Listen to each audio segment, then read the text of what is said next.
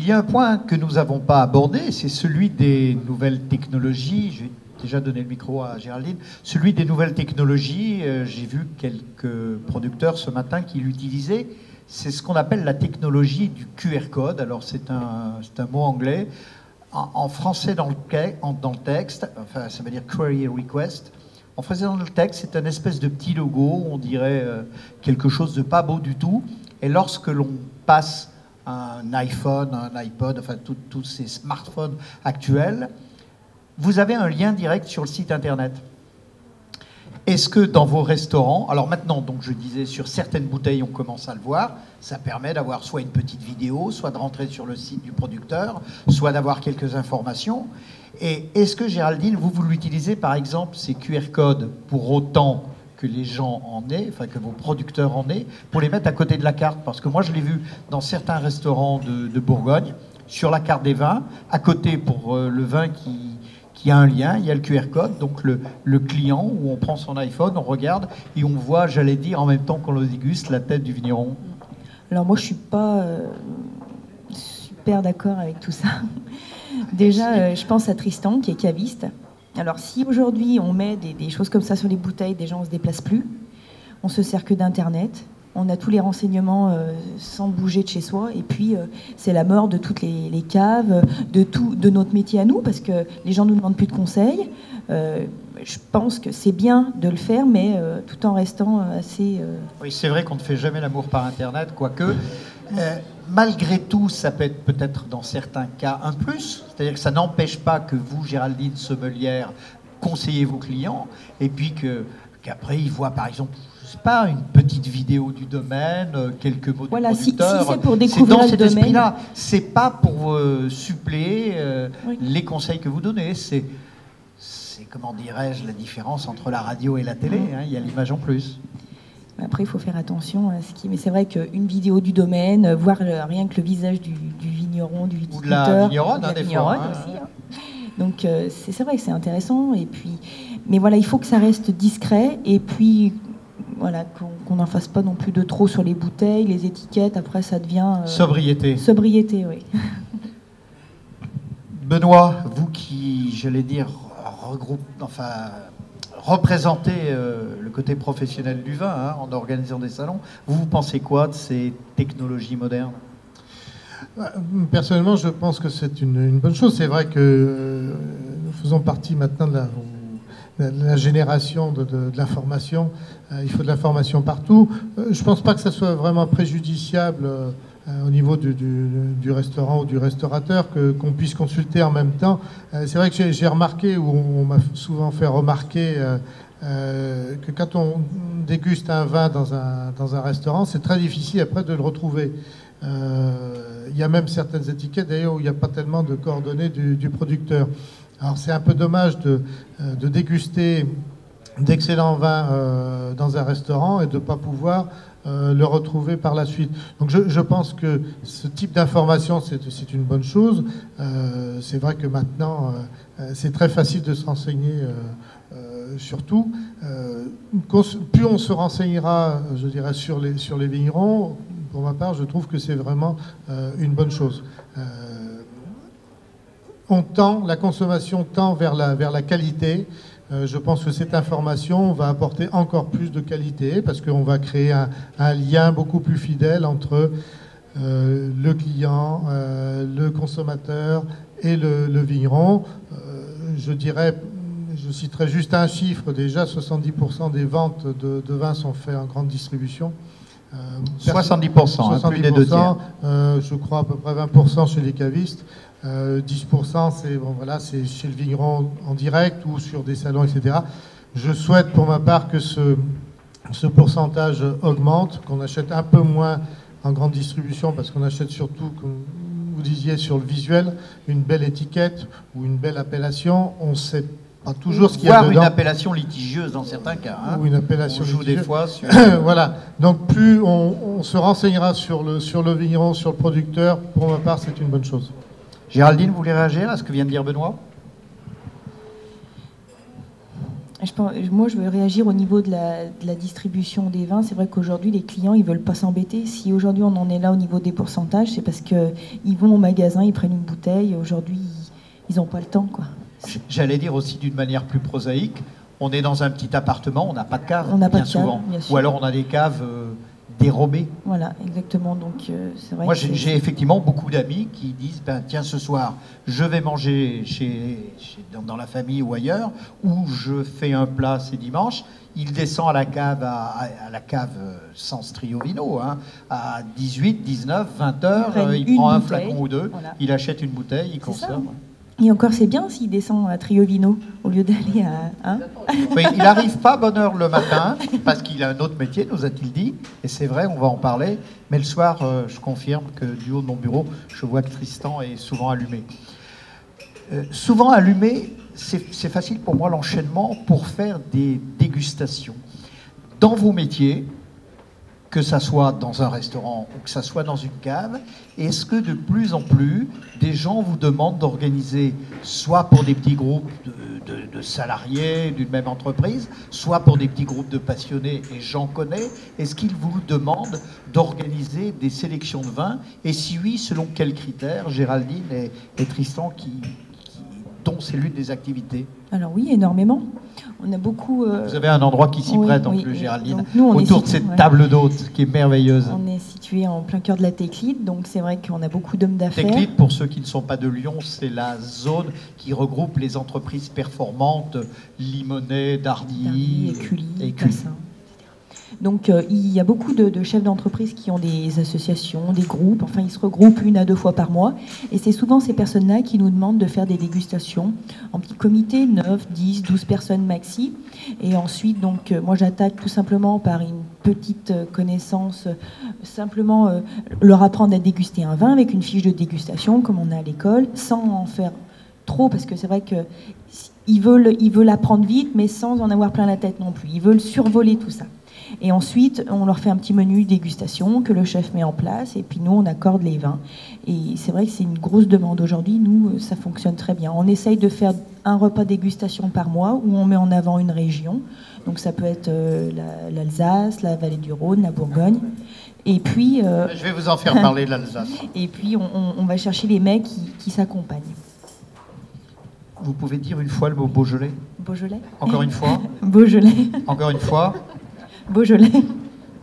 Elle a de l'avance maintenant. Tristan, votre activité de club de dégustation, comment cela se passe-t-il? Je vois souvent des gens chez vous. Alors, effectivement, je ne pensais pas, quand j'ai ouvert la cave il y a un peu moins de 2 ans maintenant, qu'il y aurait autant d'effervescence à ce niveau-là.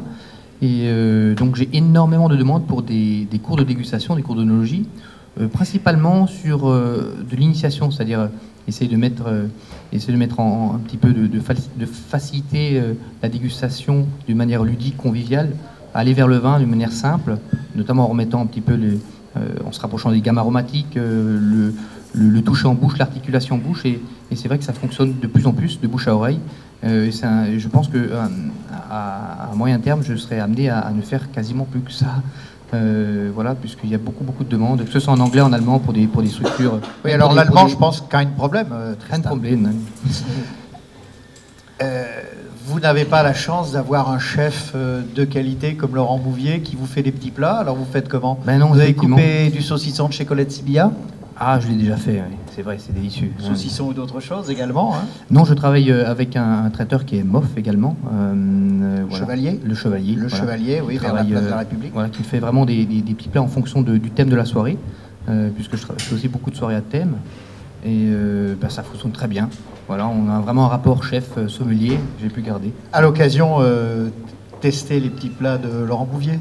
Oui. Ça fera plaisir à Géraldine. Quelques questions, mesdames et messieurs. Y a-t-il un point que vous souhaitez aborder en particulier? Et puis on terminera sur l'accord Mévin en quelques mots. Vous avez une vingtaine d'années à peine. Est-ce que les jeunes, aujourd'hui, dans les restaurants, boivent du vin je ne sais pas quelle autre boisson, mais est-ce que vous buvez du vin? Et si oui, au verre ou comment? Alors oui, on boit du vin, oui. En restaurant aussi. Et en fait, ce qu'on fait, c'est surtout des caves à vin.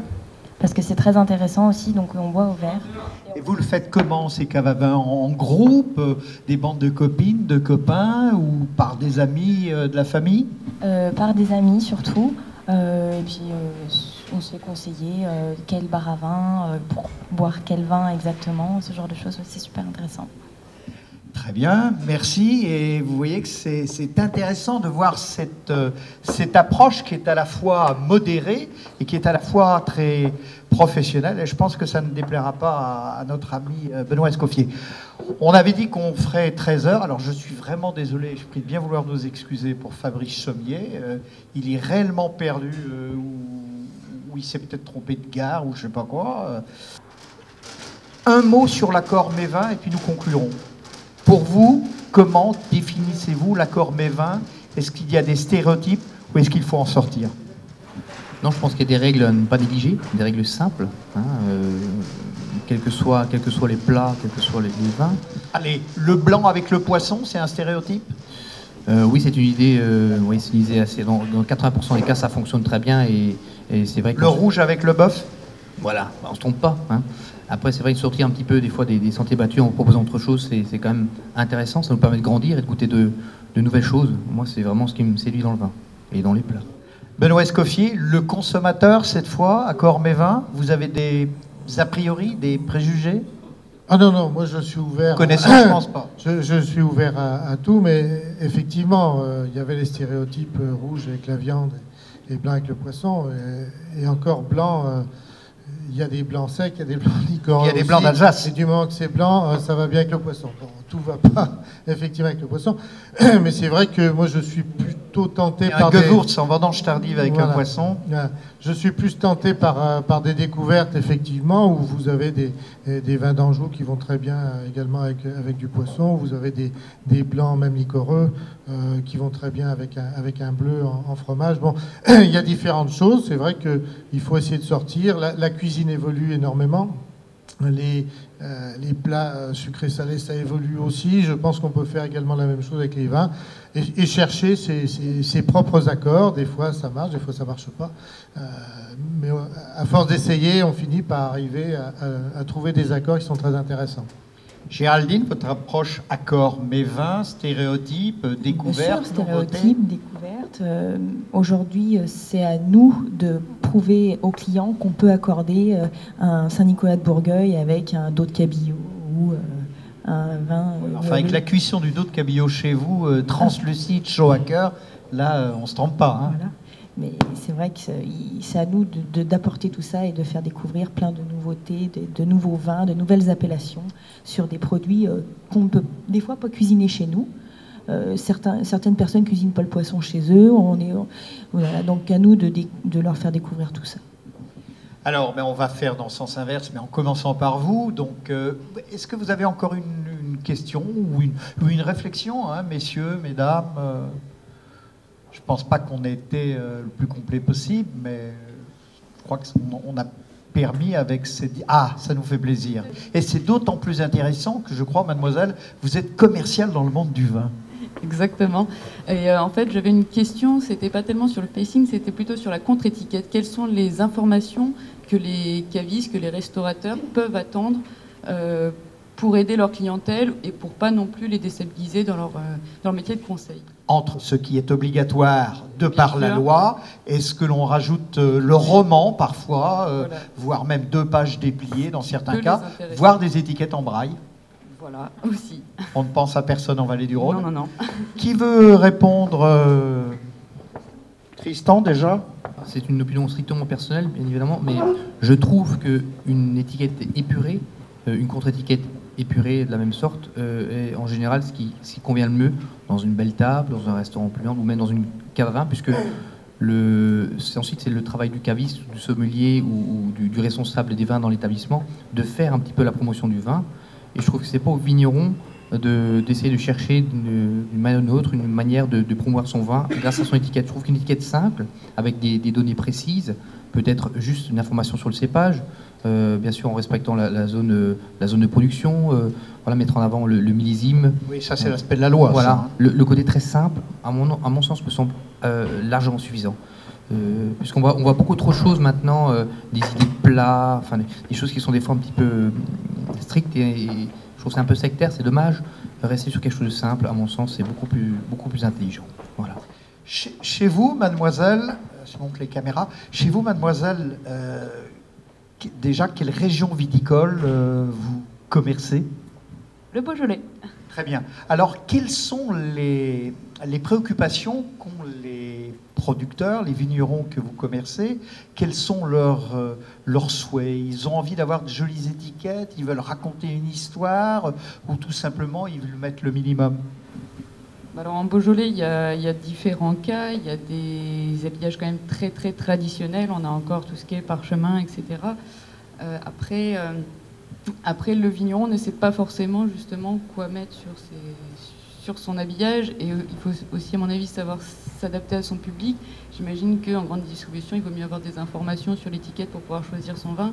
Ce qui finalement, chez le caviste, d'après ce que nous a dit Tristan, c'est pas la peine de rajouter des tartines. Donc c'est dur pour le vigneron de s'adapter avec des coûts de production raisonnables et pas de faire 70 étiquettes pour le même vin.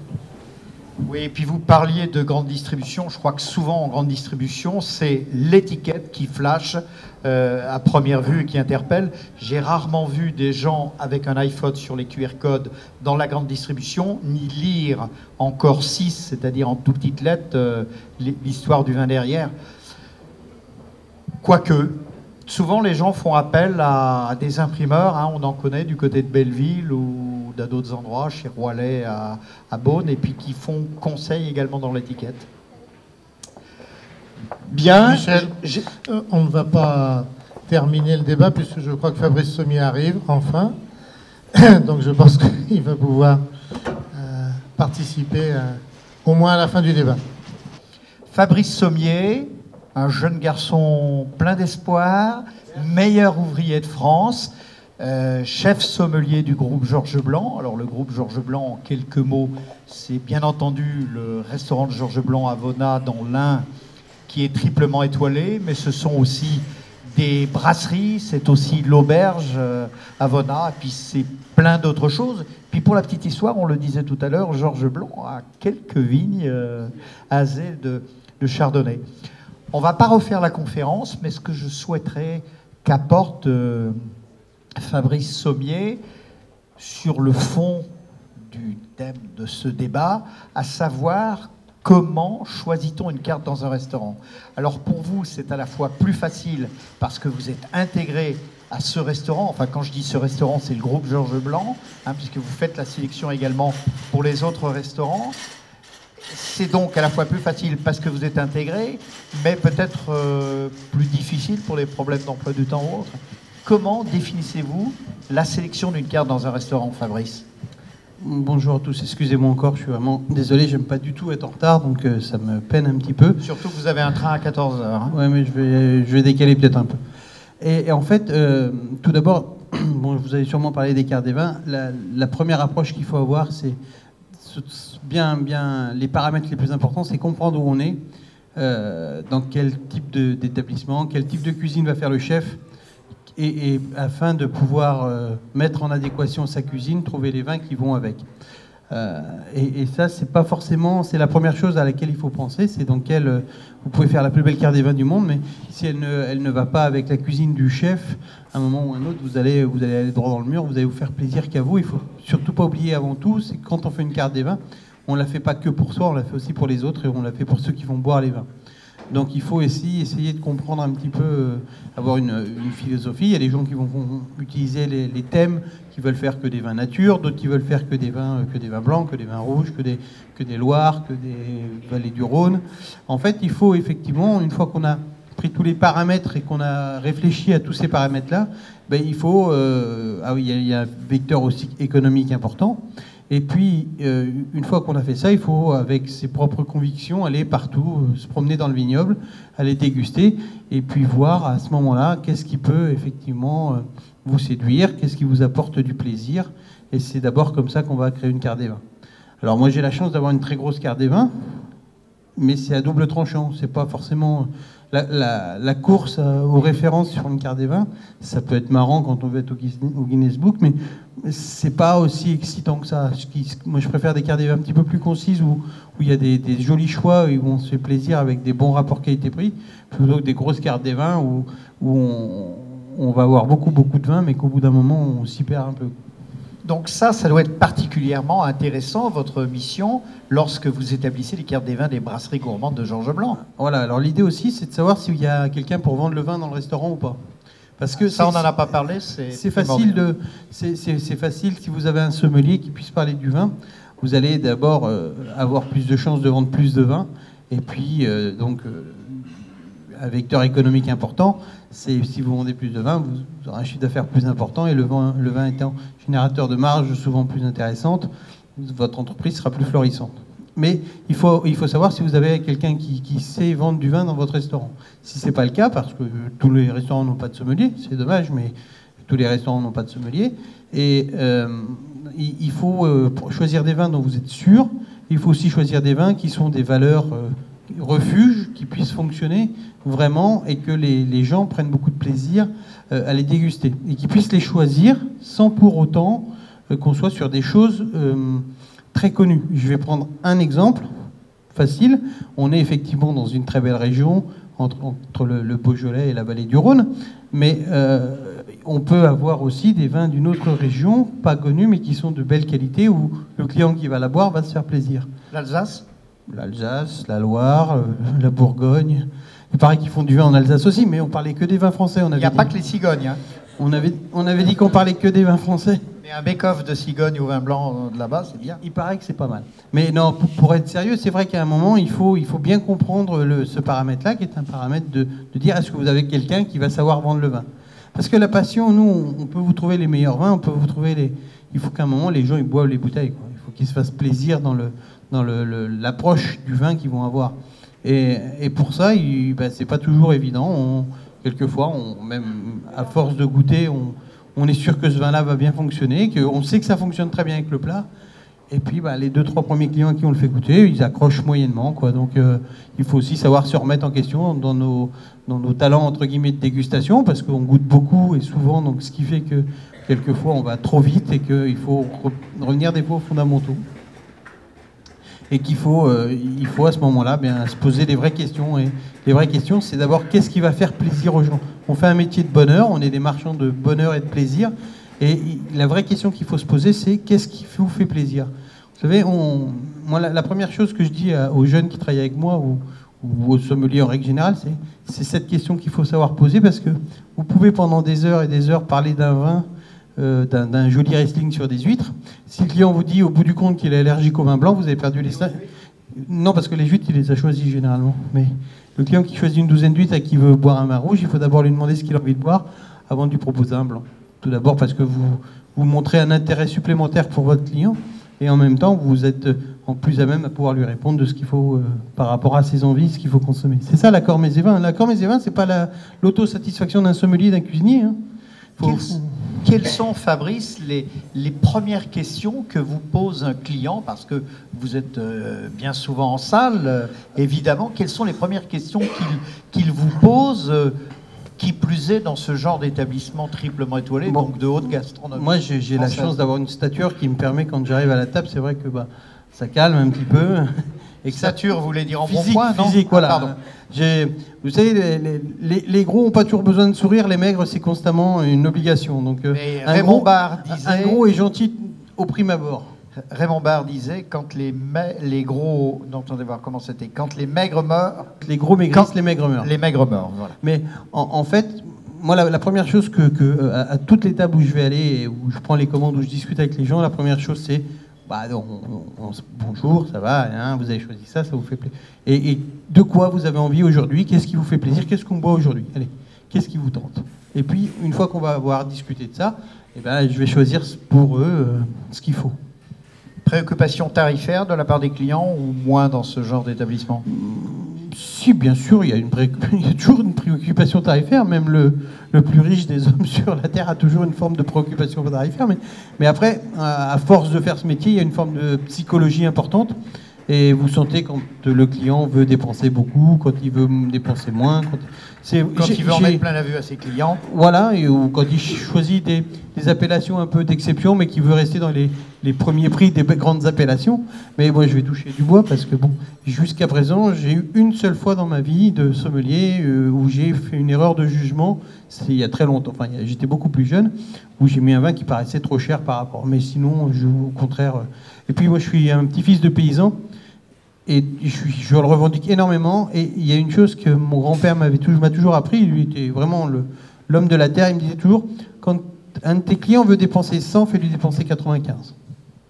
Parce qu'avec les 5 qui restent, il fera rien, mais par contre, il reviendra chez toi. C'est vraiment frappé au coin du bon sens. Vous avez peut-être une question ou deux à poser à Fabrice Sommier.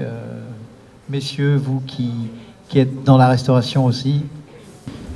Il y a une question en parlant avec un sommelier aussi reconnu qui ne manque pas de me chatouiller, c'est ce qui concerne effectivement l'accord mets et vins. J'ai trouvé très intéressant la remarque que vous venez de faire, expliquant que l'accord mets et vins, c'est d'abord l'affaire de satisfaire le client et pas de se faire plaisir entre un cuisinier et un sommelier. Mais justement, où situer le curseur, ou comment intervenir quand on sent qu'un client est dans l'erreur, sans vexer, et voilà, comment gérer cette situation, par exemple? Alors, je prendrai un exemple précis. D'abord, un client n'est jamais dans l'erreur. Il peut être ignorant, mais il n'est jamais, lui, dans l'erreur. Il est dans sa logique de consommation à lui. Donc, il n'est pas forcément dans l'erreur. Pour repartir sur l'accord mets et vins fonctionne pour moi sur 3 pieds. Le client, enfin la cuisine, enfin le plat, le vin qu'on va lui proposer et le client. Il faut mixer l'ensemble pour que ça fonctionne. Et puis, pour quand un client peut être dans l'erreur, ou quand on pense qu'il fait un mauvais choix, alors il faut avoir un petit peu de latitude pour lui dire, ben voilà, vous avez choisi ce vin-là, c'est super, ça va être... c'est peut-être pas l'accord que moi j'aurais fait, mais c'est super, vous allez vous faire plaisir.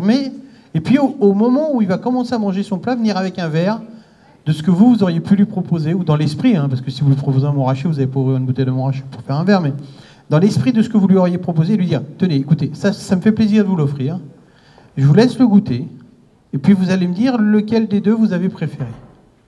Qu'est-ce qui vous a tenté le plus? Parce qu'effectivement, pourquoi pas, et comme ça vous amène aussi à un échange supplémentaire avec votre client. Il y a des clients qui vont être super, et puis d'autres qui vont dire non, ça ne m'intéresse pas, ou qui vont goûter, qui vont dire non, je reste sur mes idées. Enfin, il y a toujours des gens qui sont plus obtus que d'autres, mais voilà, dans l'esprit un petit peu, c'est comme ça. Et moi, ça fait 12 ans que je suis dans la région, donc 12 ans chez Georges Blanc, et j'ai vu des choses qui peuvent être un peu, pour des amateurs de vin éclairés, qui paraissent un peu folles. Et ce que moi j'ai fait beaucoup, et ce que je fais toujours beaucoup, au moment du fromage, les gens manquent toujours un peu de vin. Ils ont besoin d'un verre de vin rouge parce que on estime que c'est le rouge qui va le mieux sur le fromage. Pourquoi pas? C'est pas forcément la vérité, mais pourquoi pas? Et bien dans ces cas-là, les gens qui avaient toujours tendance à prendre des vins rouges charnus, puissants et tout, je leur fais un petit verre à l'aveugle comme ça. Et je choisis toujours un cru du Beaujolais. Et bien je peux vous dire très honnêtement que j'arrive à réconcilier 90% des gens qui me disent que oh non, le Beaujolais, j'en veux pas, c'est pas bon et tout. Quand on leur fait goûter quelque chose qu'on a choisi, qu'on a aimé, je peux vous dire que 10% vont être malhonnêtes intellectuellement, ils vont dire non, c'est vraiment pas bon, c'est parce que c'est du Beaujolais. Quand ils savent ce que c'est, parce qu'au début ils ont aimé. Et les 90% d'autres qui disent ah oui, mais on va y retourner parce qu'on y revient. Et je pense que c'est cette démarche qu'il faut avoir quand on voit des salons autour du vin, quand on voit et qu'il y a des vignerons qui viennent d'un peu partout, et que dans nos régions où ils ont énormément souffert, parce que on ne va pas se voiler la face, le Beaujolais a quand même énormément souffert, le vigneron du Beaujolais souffre encore dans les crus. Mais on sent un renouveau de ces appellations, des crus du Beaujolais. J'étais la semaine dernière, enfin même samedi, avec le président du Beaujolais, et avec ses chargés de communication. Voilà, et on disait que on voit un renouveau un petit peu des crus du Beaujolais. Et ça me fait vraiment plaisir parce que on contribue, nous, les sommeliers, à toutes ces appellations qui ne sont pas forcément les plus connus ou les plus reconnus, mais on contribue, et c'est notre métier, d'être un peu des dénicheurs de crus et de mise en avant des vignerons et des gens qui font bien dans toutes les régions, même l'Alsace. Balle au centre. Fabrice, une petite question que nous n'avons pas abordée. Vous qui avez, et on comprend pourquoi, également une grande clientèle étrangère, est-ce que la préoccupation des étrangers, qu'ils soient anglo-saxons, américains, asiatiques, est la même que celle des clients français, ou alors l'approche est différente dans le choix et la sélection des vins à table? Vous avez deux... C'est pas, on peut pas les mettre tous, si je puis dire, dans le même panier. Vous avez le client qui est un habitué de la France et qui vient souvent et qui connaît effectivement la France, ses terroirs, ses différentes appellations, ses vins et choses comme ça. Et là, on est sur quelque chose d'un peu différent. Et puis vous avez le client qui vient une fois dans sa vie, et c'est souvent, il y a beaucoup d'Asiatiques par exemple, qui font un road trip qui est fou, quoi. Ils font 4 jours, ils font l'Europe en 10 jours, quoi. Ils font 4 jours en France, une journée en Suisse, ils adorent prendre le TGV, ils font Genève ou Lausanne, Lyon, ils font que des grands restaurants, ils en font 2 par jour, ils font Paul Bocuse le matin, Georges Blanc le soir, ou 3 gros dans la foulée, et ensuite ils remontent à Paris. Enfin, donc, et ces gens-là, ils ne boivent que des grandes étiquettes parce que c'est leur rêve, c'est ça. Ils ne voient la France que par le mythe des grands vins. Et c'est fabuleux parce que c'est aussi une clientèle qui a des capacités financières importantes pour boire ces grands vins. Donc c'est utile. D'un point de vue déjà économique, c'est utile. Ça nous permet aussi, nous, de regoûter ces vins qu'on n'a pas forcément l'occasion d'ouvrir tout le temps. Et de vous faire plaisir. Voilà. Et après, effectivement, il y a une clientèle qui connaît, qui vient régulièrement en France, et je pense plutôt donc à des clients qui soient belges, qui soient luxembourgeois, enfin pour chez nous du moins, qui ont ces habitudes de consommation et qui ont ces habitudes de s'arrêter toujours. Alors quand ils descendent sur la Côte d'Azur ou quand ils vont au ski ou choses comme ça. Et là, à ce moment-là, effectivement, ce sont des gens qui sont prêts à découvrir plein de choses et qui se font vraiment plaisir. Et qui, au passage, achètent beaucoup de vin. Donc une approche mixte. Pas de questions, toujours? Bon. Ah, mademoiselle, dans quel domaine êtes-vous? Alors moi, je suis commis sommelière dans un small luxury hotel à côté de Genève. Et donc voilà, donc j'avais une question, on parlait des étrangers. Au niveau des vins étrangers, justement, on voit de plus en plus de vins, d'ailleurs à ma propre carte et dans tous les établissements. Est-ce que vous avez plus de demandes vers ces vins-là, sachant que les vins français, on en voit régulièrement, on les connaît, enfin, pas forcément tous, mais on les connaît plus ou moins. Est-ce que vous avez plus de demandes de vins étrangers, justement, ou est-ce qu'au contraire, les gens veulent vraiment rester dans ce côté vraiment français, le mythe français et les vins français? Alors, on a pas plus de demandes, pas moins. La demande, on la crée. Généralement, vous savez, c'est le travail du sommelier, c'est un travail aussi dans la cave, c'est un travail économique de la cave aussi. Hein, c'est un aspect aussi, c'est de faire tourner les références pour pas qu'elles s'endorment dans la cave et que les vins passent, si je puis dire. Mais au niveau des vins étrangers, on n'a pas une demande. Je trouve qu'au contraire, les gens se sont un peu repliés sur la France et on a quelques clients qui ont envie de découvrir des choses. Après, moi, j'ai beaucoup de vins liquoreux, par exemple, du monde, et je m'amuse au verre, effectivement, à proposer des vins au verre sur le dessert, sur des plats, sur des choses. Vous avez des essais à faire, par exemple, avec un Porto Tony sur un 10 ans ou un 20 ans, sur un poulet rôti. Vous faites juste un poulet de Bresse rôti au four, vous sortez, vous mangez ça avec la peau craquante, les sucres de la volaille qui sont superbes avec ce style de vin, ça fonctionne bien. Vous proposez ça au verre. Il n'y a qu'une volaille, c'est la volaille de Bresse. Hein. Il n'y a qu'une volaille, c'est la volaille de Bresse. Juste pour la petite histoire, Georges Blanc est le président de l'appellation. Mais oui, c'est la seule volaille AOC dans le monde. Et c'est la meilleure. À pâte bleue. Et c'est vrai que c'est une... C'est pas parce qu'elle prend du Viagra. C'est la meilleure. Mais non, je pense qu'il n'y a pas forcément une demande dans notre région de vin étranger. Après, vous êtes à Genève, dans un contexte... Genève, c'est pas complètement la Suisse, c'est plutôt un lieu international où vous allez avoir effectivement des gens qui ont envie, quand le type habite... et de Buenos Aires et que ça fait 6 mois qu'il n'est pas rentré là-bas, il a de temps en temps envie peut-être de boire une bouteille de Mendoza argentin parce que ça lui fait du bien d'avoir une bouffée d'air de son pays, quoi. Donc dans l'esprit, c'est plutôt ça. Mais une demande de vin étranger, il n'y en a pas. Et encore une fois, je vous dis, et ça c'est pour tout, la demande, ça se crée. C'est pas... si vous attendez, si vous bougez pas et que vous êtes statique, vous avancez pas. Donc vous pouvez pas... il faut créer la demande, il faut proposer, il faut être hyper réactif aussi sur les clients. Il faut bien écouter ce que les clients nous disent aussi pour ne pas s'enfoncer dans des choses. Quand vous allez à l'Élixir, par exemple, à Limonest, une belle maison, une sommelière charmante surtout, et une cuisine de qualité, vous vous laissez guider parce que vous savez que vous êtes dans un endroit où vous allez bien manger, où vous allez bien boire, et que ça va être sympa. Après, il faut aussi que le lieu où vous travaillez, il soit un peu... Il faut vous apporter un petit peu de magie dans tout ça. Les gens ont besoin d'un petit peu de... Que ce soit un bistrot le plus simple de tous les bistrots, comme au plus grand gastro, il faut la même passion. Il faut la gentillesse, le sourire, il faut le plaisir de recevoir les gens. Si vous faites la gueule, voilà quoi, vous récupérez rien. Sincérité, humilité, et puis quand même une pointe de professionnalisme, hein, Fabrice. Alors, on va malheureusement passer à la conclusion. Quelques mots les uns derrière les autres. Benoît Escoffier, qu'avez-vous pensé de ces réflexions des uns et des autres, frappées au coin du bon sens, bien souvent? Je dirais que là, on lance un peu le débat. Il y a encore beaucoup de choses à faire au niveau du vin, du restaurant, de la carte des vins, de la vente de vin au verre. Je crois que c'est en pleine évolution. On va voir ce que ça va donner dans les années à venir. Je pense qu'il faut redonner l'envie aussi aux consommateurs d'apprendre à déguster du vin. Il ne faut pas toujours avoir la hantise, la peur du gendarme, etc. Je crois que c'est vrai que j'ai passé deux séjours en Espagne l'année dernière, dans les restaurants à midi.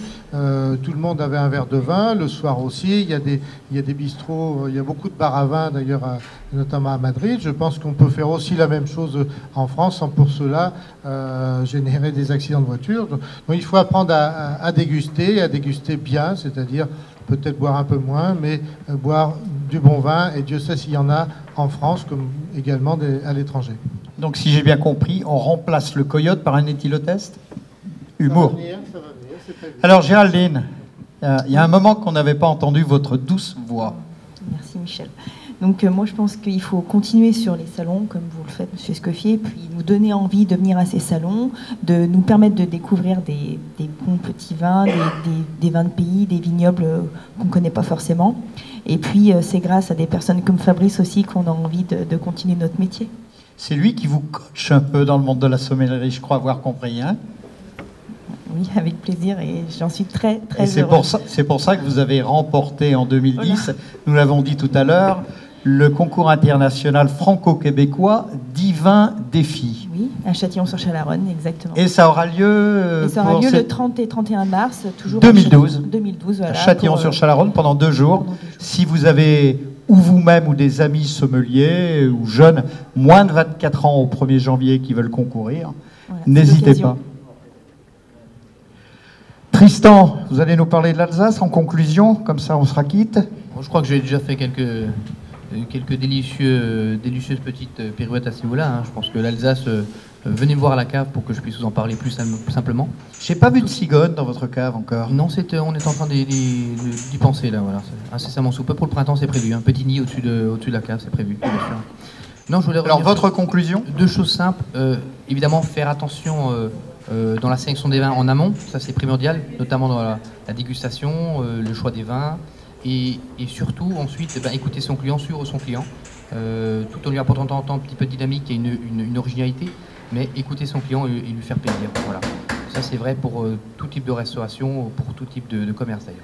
Voilà. On y revient, l'écoute, l'humilité, la sincérité. Fabrice Sommier, c'est à vous, meilleur ouvrier de France, que revient l'insigne honneur de conclure cette table ronde. Et puis j'ai oublié de dire également que vous êtes le président régional de l'Association des sommeliers du Lyonnais et de Rhône-Alpes, et également secrétaire général de l'association nationale qui s'appelle l'USAP. L'UDSF, l'Union de la Sommellerie Française. D'ailleurs, je vous conseille, si ça vous intéresse, d'aller sur le site internet udsf.org où il y a des choses très intéressantes au niveau du métier de sommelier et au niveau de tout ce qui est communication autour du vin. Moi, pour conclure, ça aura été plutôt rapide.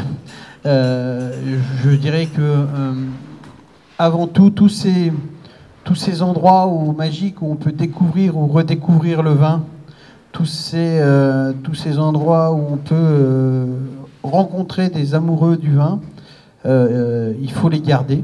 il faut les préserver et il faut accentuer effectivement cette cohabitation entre le gendarme, comme vous le disiez, et puis la dégustation, sachant que la dégustation, ce n'est pas non plus s'enivrer. La dégustation, c'est un plaisir et c'est aussi être raisonnable. C'est aussi savoir déguster, c'est découvrir des secrets, disait Dali, mais c'est aussi avoir une ouverture d'esprit, et plus on va goûter, plus on va être capable d'aller de l'avant vers des choses qu'on ne connaît pas, plus on va aller à la découverte et plus on va prendre du plaisir et plus on va s'ouvrir aux autres.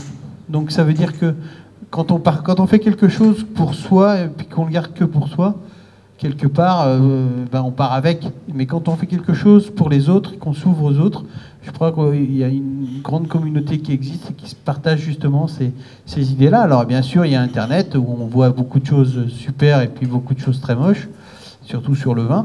Il y a aussi toutes les communautés, les blogs, les choses comme ça. Et je pense que pour moi, des événements comme ces salons de vin international à Lyon, comme ces endroits où justement il se passe quelque chose, c'est pas le nombre de visiteurs qui est le plus important. Ce qui est important, c'est la force qu'il peut y avoir entre ces visiteurs et ces échanges qu'ils peuvent avoir justement.